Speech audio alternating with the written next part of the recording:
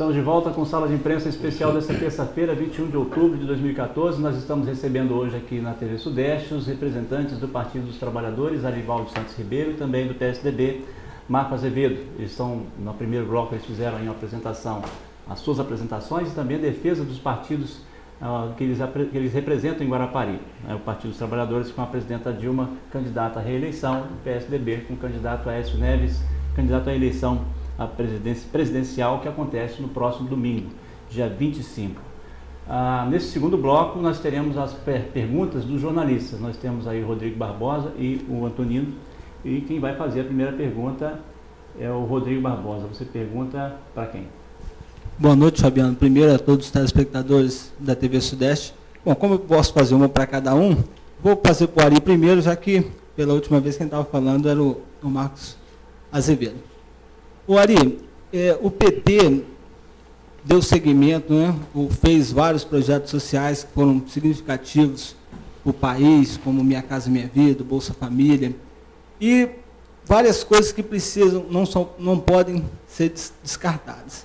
Mas, em compensação, se envolveu em diversos problemas éticos, como a questão do mensalão, recentemente a questão da Petrobras e tantos outros escândalos. O problema do PT é a questão ética de alguns companheiros e também moral? Bom, Rodrigos e telespectadores, há uma sensação de que parece que existe mais corrupção. Mas, de fato, o que nós temos a constatar é que os atos ilícitos eles estão vindo mais à tona exatamente por conta das condições criadas para que esses atos fossem devidamente investigados. Nós vivemos uma época não muito distante e anterior ao Partido dos Trabalhadores no governo, em que nós tínhamos a figura do engavetador-geral da República. Essa figura ela é emblemática, mas é muito triste, porque mostrava um momento em que as denúncias, e que não eram poucas, eram apresentadas e não levadas a cabo o seu julgamento. Eu sou de opinião de que todo e qualquer ato ilícito ele deve ser investigado e punido, e lamentavelmente nós temos a corrupção como um ato do ser humano, nato do ser humano, da natureza do ser humano, mas que fatos, políticas precisam ser colocadas, aperfeiçoadas para que essa corrupção deixe de existir.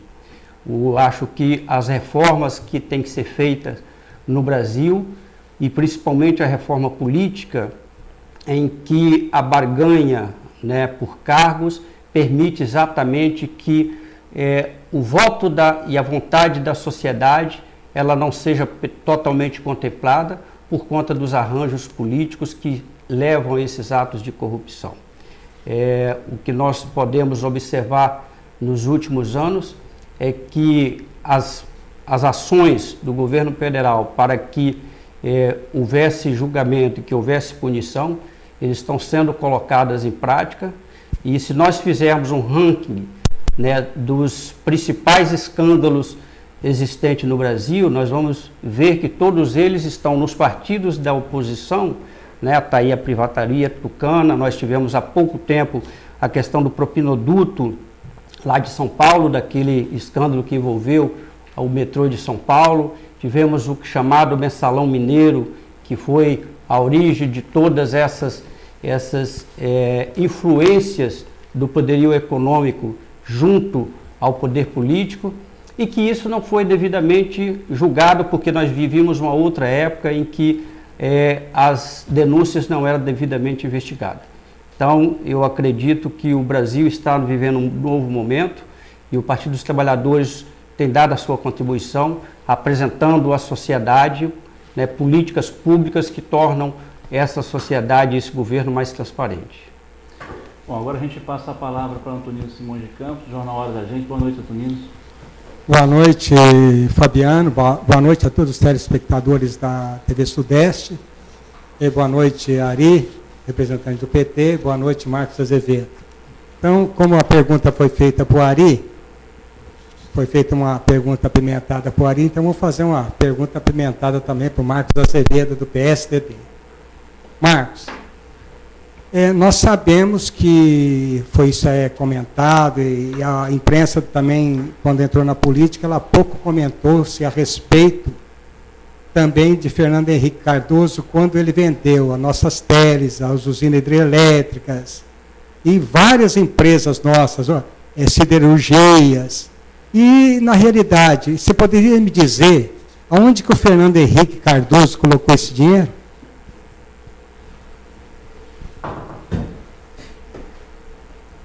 Bom, Antonino, obrigado pela pergunta.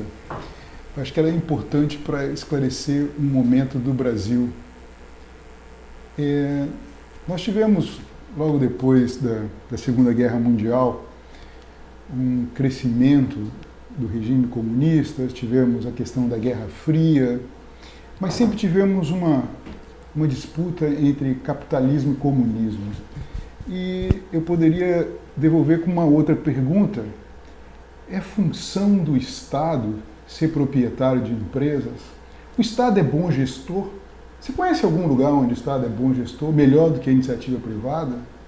Então, é uma questão de entender o que é melhor para o povo brasileiro. É melhor para o povo brasileiro ser dono das mineradoras? É melhor para o povo brasileiro ser dono das teles? Quantos celulares nós temos hoje? Se estivéssemos dependendo do Estado, quem teria comunicação? Quando você tinha um telefone na sua casa, você lembra quanto tempo demorava para você ter um telefone na sua casa? Você pedia o telefone e quanto tempo demorava para você ter a linha? Você não conseguia isso. Imagina o Brasil no mundo de hoje com a Telebrás como era. Mais um motivo para as coisas andarem devagar no Brasil. Nós temos que pensar nas coisas para o futuro. E acho que a questão da produtividade, a produção tem que ser com a iniciativa privada. Tem alguns setores que são estratégicos. Você pode falar que o petróleo é uma questão estratégica. O Brasil não pode abrir mão do petróleo, porque pode acontecer uma série de coisas no mundo e nós temos que ter nossa fonte de energia garantida. Mas se não é um caso como esse, o Brasil não tem que ser dono de empresa nem gerir empresa. Aliás, nós estamos vendo isso. O Estado é um péssimo gestor. Você vê as questões dos orçamentos que o governo do PT faz. O PT diz que custa 1 e na hora de executar custa 10, 20, 30, não tem fim. A gente que trabalha com orçamento sabe que isso é uma impossibilidade. Então já se faz as coisas armadas para serem dessa forma. Então, e o dinheiro, você pergunta onde é que foi o dinheiro? O dinheiro foi para o cofre do governo. Como todo mundo recebeu, foi feito pela Bolsa de Valores e o dinheiro foi para quem devia, foi para o governo. Então, acho que é importante a gente discutir essas questões no Brasil. Que Brasil que nós queremos? Nós queremos um Brasil comunista, porque o sonho do petista é fazer o Brasil Cuba. Porque eles não conseguiram ainda, mas se permitir, nós temos um caminho para seguir. Nós vamos ser hoje Brasil, amanhã nós vamos ser Argentina, depois nós vamos ser Venezuela, vamos ser Cuba. Esse é o sonho deles. Eu também, na minha época lá da faculdade, botei a camisa do Che Guevara. Era bacana, pô. Eu queria a liberdade da América Latina, eu queria. Mas, pô, olha como é que acabou Cuba. Você conhece algum brasileiro que quer ir morar em Cuba? Você conhece algum petista que quer ir morar em Cuba? Nem exilado.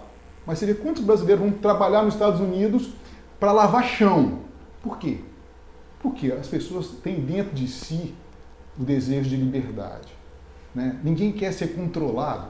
Você quer ser controlado do que você diz? Você tem seu jornal. Você quer a censura? Estou pegando o seu jornal? Você não quer falar o que você... Você não acha que está errado o PSDB? Você não quer criticar? Você acha que o PT está errado? Você tem esse direito? Mas vai cortar isso nosso? É por isso que eu entrei na política. Eu acho isso impossível. Como é que pode? Como é que a gente pode pensar com essa cabeça tão retrógrada, com princípios tão atrasados que já mostraram no mundo inteiro o quê? Deu certo o comunismo na Rússia, deu certo na China, a China virou agora um capitalismo de Estado, nem na China. É onde? Albânia, que era o nosso... Nós todos amávamos a Albânia na época da faculdade, era um exemplo de comunismo, nós queríamos igualdade, era bacana, mas é isso que nós queremos. Então, eu acho que não, é importante o brasileiro ter consciência disso. Nós queremos ter liberdade, nós queremos ser verde e amarelo, nós não queremos ser vermelho. Ou o povo brasileiro esquece, ou não sabe. Porque, de repente, as pessoas escondem. As coisas vão surgindo aos poucos. Né? Ponto. Vê como é que o Brasil está dividido hoje. Quem plantou isso no Brasil? Preto, branco, amarelo, vermelho, índio. estudante, pobre, rico. Quem faz isso? O PT prega isso o tempo todo. Nós temos que parar com isso. Nós temos que permitir que pessoas com pensamentos diferentes possam divergir, discutir. Então, é por isso que eu luto, é por isso que eu estou aqui, é por isso que eu defendo os ideais do PSDB. Muito bem, e lembrando que, eu acho que o Antônio queria fazer uma réplica, essas perguntas não têm réplica, tá? Ficam a resposta por terminada, por encerrada. Pergunta agora do Rodrigo Barbosa. Bom, como eu já tinha feito a pergunta para o Arivaldo, agora eu vou fazer novamente, vou fazer para o Marco e depois o Antonino vai fazer a pergunta para o Ari. O Marco, o PSDB tem uma característica econômica e foi o criador, né, do Plano Real, e vários pontos também positivos, né, como a criação dos programas que o PT soube ampliar muito bem, né? O PSDB criou, mas não expandiu, e o PT acabou utilizando isso e expandindo. O PSDB é um partido que governa para as elites? O maior projeto de distribuição de renda do Brasil é o real. Está comprovado. Né? Nós temos hoje as pessoas podendo comprar mais, gastar mais, porque o salário deles não é mais gasto, comido pela inflação, que agora está de volta.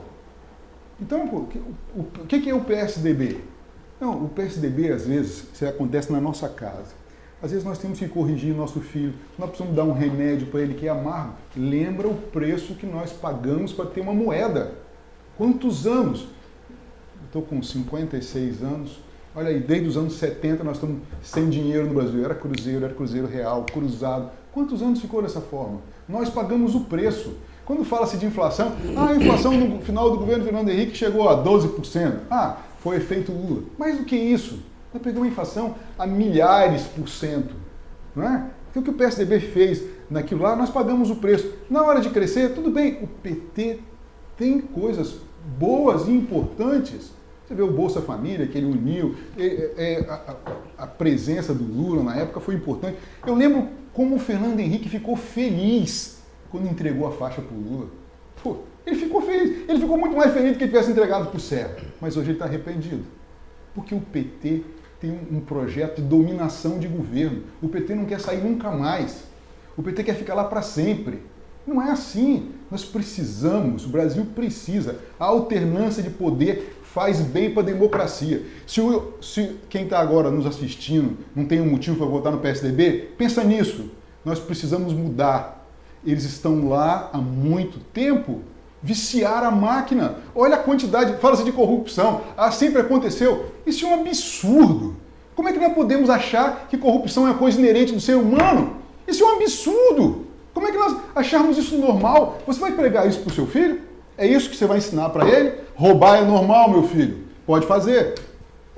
E vão para as redes e falam, mentira. Eu estava lá em Paris, contei que morria 3 milhões de crianças no Brasil por ano. Pô, mas não tem esse número. O Lerner falou que não tem. Não importa, eu falei o número.